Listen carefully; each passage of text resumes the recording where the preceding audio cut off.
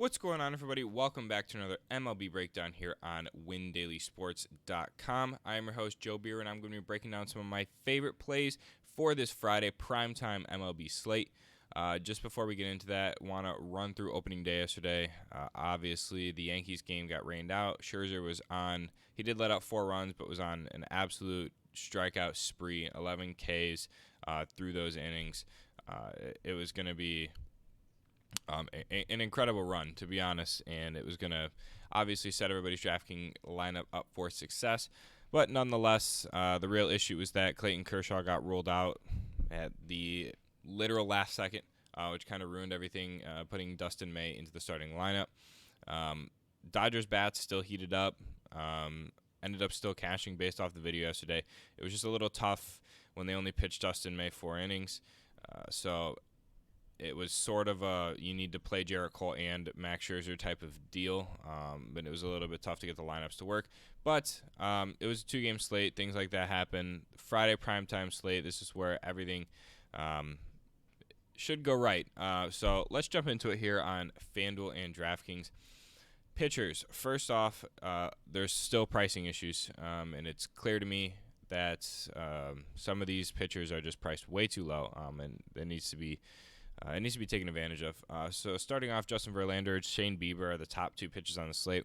Really weird to me to see Shane Biewer this high. I know Kansas City is not that great of a hitting team, but with the people that they just have a very good on-base percentage, a lot of stolen bases, and Shane Biewer has been known to have some issues.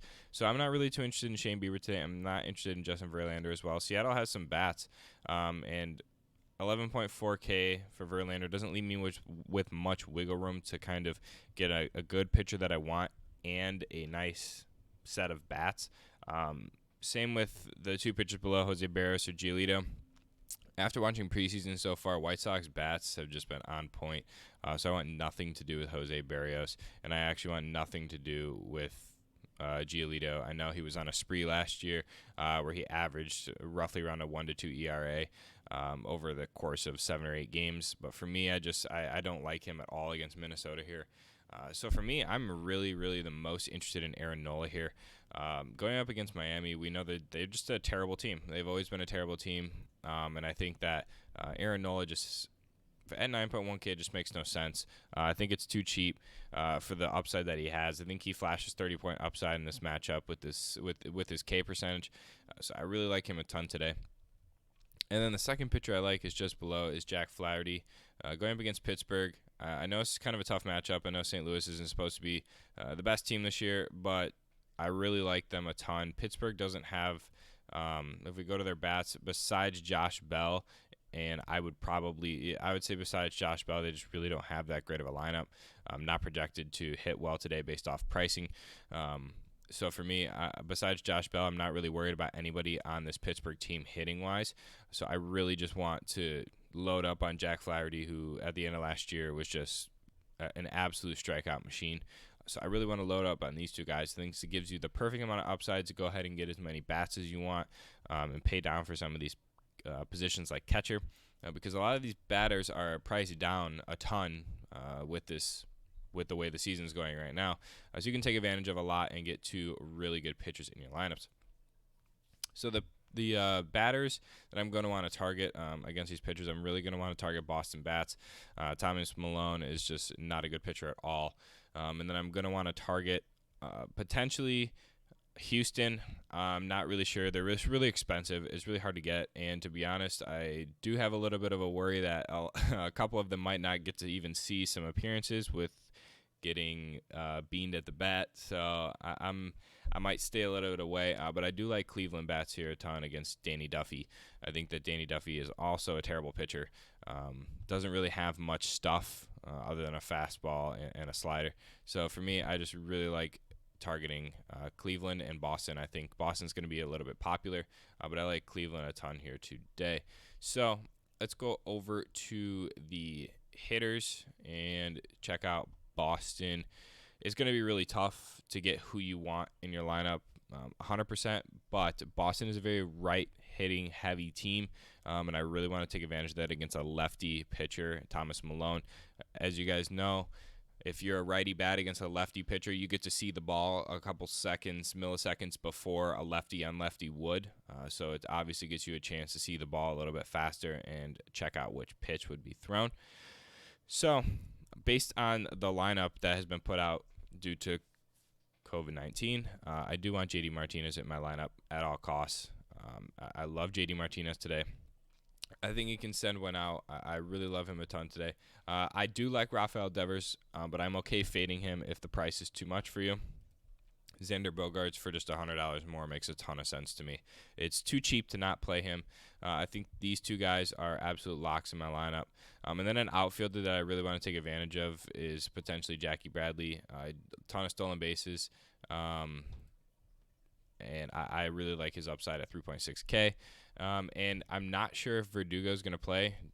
Just got him from the Dodgers. If he does at 3.5K, I just don't see how you don't play him. And then the same thing for Michael Chavez. I'm not sure. The lineups hasn't come out yet, so I'm not sure if Chavez is going to play and Mitch Moreland is going to sit, but we're going to see. So from Boston, I have to have JD Martinez and Xander Bogaerts. And then from Cleveland, I assume that this was going to be just a super high-priced team. So I do really like Francisco Lindor. You can go between Xander Bogaerts and Lindor. It doesn't matter to me. I'm okay either way. But who I really want to take advantage of is Franmil Reyes, 4.4K from the Padres coming over to the Indians. Just an absolute homer machine last year. Not really looked upon as somebody who has huge upside. So I really like Reyes a ton. And then I really am interested to see if Greg Allen plays. If he does, he is a stolen base machine. And then I do love Jordan Luplow as well. I've loved him a ton last year when he was on the Indians. He just hits. He hits incredibly well, and I really like his price at 4.2K. I don't have an issue with Jose Ramirez or Oscar Mercado or Francisco Lindor. I just don't want to pay too much and waste too much salary because, as you all know, my favorite thing to do is pay down for catcher. I love paying down for catcher. It's super easy. Once these lineups come out, you can find a catcher for, like I said, 2.9K. Just really boost your lineup up and be able to get you some more players in there. So I really like paying down for catcher a ton. It makes things so much easier because I just don't think catcher is a position that I'm really heavily focused. So for me today, Aaron Nola, Jack Flaherty on DraftKings. Xander Bogaerts and JD Martinez. JD Martinez is an absolute lock for me, and Xander Bogaerts. And then I love Franmil Reyes and Jordan Luplow from Cleveland. I love having those guys go up against the opposing bats. Danny Duffy is a lefty, and Thomas Malone is a lefty, and this Cleveland team and Boston team are heavy right-handed hitters, so they're going to be able to see the ball first, going to be able to pick the pitches off first, and potentially send one out. So with that being said, let's jump over to FanDuel here, see what we got going. As you can see, the price discrepancy between Flaherty on DraftKings and FanDuel is so different. So for me, I don't want any Flaherty here, but I do want Aaron Nola. He's going to be my pitcher here on FanDuel. I think it makes the most sense. I like his pricing here. It makes more sense over here on FanDuel than it does on DraftKings. I don't think he's priced appropriately on DraftKings. So yeah, like I said, same thing that I'm going to want to do here is target this Boston game and potentially get the same guys, Xander Bogaerts, JD Martinez, and then the Cleveland game as well. Francisco Lindor is priced a little bit expensive for me. Jose Ramirez at 3.5K, I actually really like here. But like I said, you can take advantage. Franmil Reyes, 2.7K. It makes no sense why he's priced like this. And then Jordan Luplow, 2.2K. All this is doing is just boosting your lineup to be able to get some more heavy hitters. I love these four guys. It makes the most sense in your lineup. And if you're able to, you can probably squeeze Jose Ramirez in there at 3.5K. You still have 3K left in your lineup for a second baseman, potentially Michael Chavez if he plays today second base. 2.6K is a joke. 2.6K is an absolute joke of a price. Outfielders, 3.3K. I don't think you're going to be able to pay up for too many more players, but Oscar Mercado at 2.7K, I don't hate it at all. I really love him a ton, if especially on FanDuel for his price. So you'll be able to get 4 Cleveland guys, 3 Boston, and then pay for a catcher at 3.9K. You could have any catcher you want. You could have Max Muncy. You could even pay up for a first baseman if you want, and get anybody that you really want. So the pricing over here on FanDuel makes so much sense. It's so easy to be able to do these. So for me, I like the pricing on FanDuel way more. One strategy that I do like doing is paying up for a one-off on FanDuel and paying for somebody like Mike Trout, because I think Mike Trout against Frankie Montas is a great matchup. And then for catcher, you can find somebody who's going to play today. Martin Maldonado is probably going to start for Houston. Done. Just a one-off. So like I said, if you want to get a 3-stack and another 3-stack of Boston and Cleveland, pay for a one-off superstar in outfield. You can do that on FanDuel, but you can't do that on DraftKings really easily. Mike Trout on DraftKings is just so expensive. But he would be my stud go-to if you're going to play it for a one-off. But like I said, on both sites, the absolute locks for me are Aaron Nola, JD Martinez. I love Xander Bogaerts, Franmil Reyes. I'm okay if you want to switch Xander and Francisco Lindor.